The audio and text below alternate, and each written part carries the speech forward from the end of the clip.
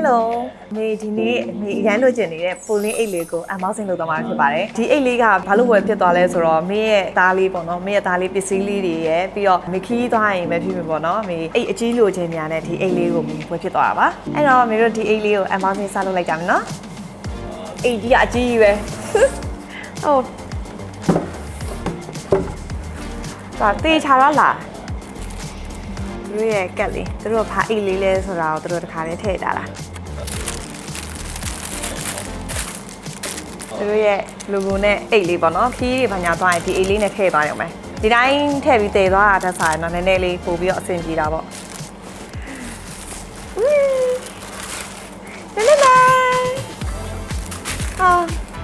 အရန်ကြိုက်တယ်မေဒီရောင်ခုအသက်ပဲကြီးလာလို့လားမသိဘူးဒီလိုအငိမ့်ရောင်နေပိုကြိုက်လာပေါ့နော်တော်တော်ကြီးကိုလှတယ်ဒါကသူတို့ဒီပိုလင်းဒါရှင်းအိတ်ပေါ့နော် regular size ပါသူကနှစ် size ရှင်ပေါ့နော် mini နဲ့ regular နဲ့အဲ့ဒါကိုမေက regular လေးဝယ်လိုက်တာဒီ regular ကျတော့မေတို့ကလေးအတွက်ကောပစ္စည်းတွေအများကြီးဆန့်တယ်ပေါ့နော်မေတို့ပြီးတော့ laptop တွေ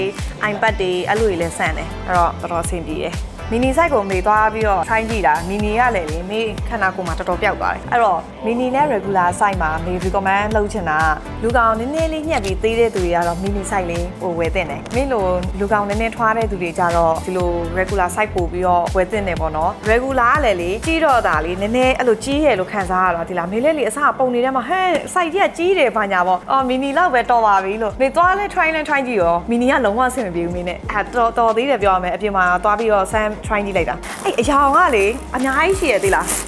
မင်းအစအမဲရောင်လည်းမေးကြိုက်တယ်ပေါ့နော်ဒါပေမဲ့အမဲနဲ့ကမင်းနဲ့တိတ်ပြီးတော့မလိုက်သလိုခံစားရတယ်ပြီးတော့ဒါကမေတို့ဘာရောင်လေးလဲဆိုတော့သူကခ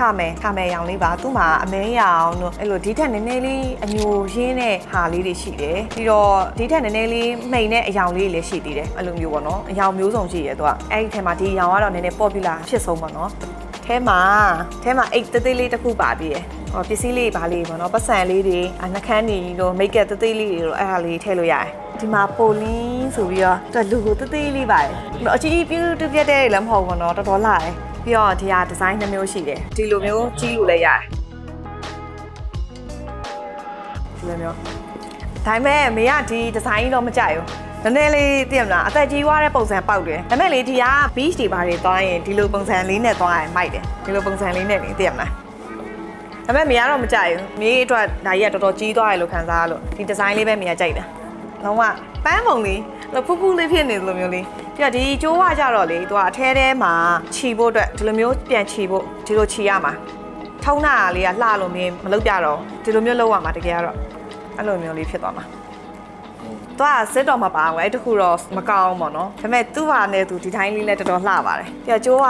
ဒီလိုမျိုးလေးကင်လဲရတယ်ဒီလိုလေးလဲလွယ်လို့ရတယ်မိကတော့ပိုလွယ်ဖြစ်မယ်ထင်တယ်ဒီလိုမျိုးလေးနဲ့မေဒီအိတ်လေးကိုဝယ်လိုက်တာ330တော့ကြာတယ်ပေါ့နော် install နဲ့ပဲမိကမြန်ဝယ်လိုက်တာသူ့ရဲ့အသားလေးကလေလဲသားကိုတော်တော်ပြော့တယ်ဟိုလိုမထူထူကြီးလည်းမဟုတ်နည်းနည်းပါတယ်ပေါ့နော်လဲသားကိုအပါလေးသူဒီချုပ်ရိုးချုပ်သားလေးတွေကလေလုံးဝပုံတော်တော်ကြရပေါ့နော်30နဲ့ဝယ်ရတာတော့တော်တော်တန်တယ်ဒါမှမေကသူတို့ဒီပိုလင်းရဲ့တကဘာလုံးပေါ့နော်သူဈေးတင်လိုက်တာဈေးတင်လိုက်တဲ့အချိန်မှာမေကဝယ်လိုက်မိတာအရင်တော့ဆိုရင်သူ regular size ကိုမှ28သိန်းလားမသိဘူးအဲ့လောက်ပဲရှိရရိုးရိုး mini ဆို23သိန်းလားမသိဘူးအဲ့လောက်ပဲရှိရအဲ့ဒါကိုမေကမေဝယ်မယ်ဆိုတဲ့အချိန်ရောက်တော့ဈေးတက်တဲ့အချိန်နဲ့မေဝယ်မယ့်အချိန်နဲ့ကွက်တီပဲအဲ့လိုဖြစ်သွားနေတဲ့ဒီဟာလေးကလုံးဝအသုံးဝင်တဲ့အိတ်လေးပါ